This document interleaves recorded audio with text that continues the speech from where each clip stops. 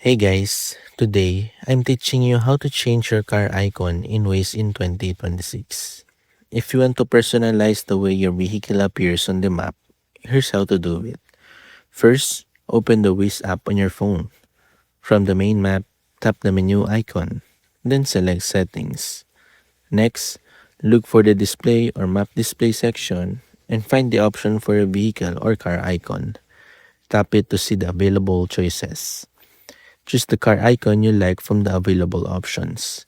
Depending on your Waze version, you may see different vehicle designs and customization choices.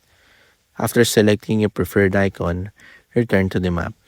Your new car icon should now appear while you're navigating. If you don't see the option, make sure Waze is updated to the latest version available for your phone. And that's how to change your car icon in Waze. Thanks for watching, and don't forget to subscribe for more Waze tutorials.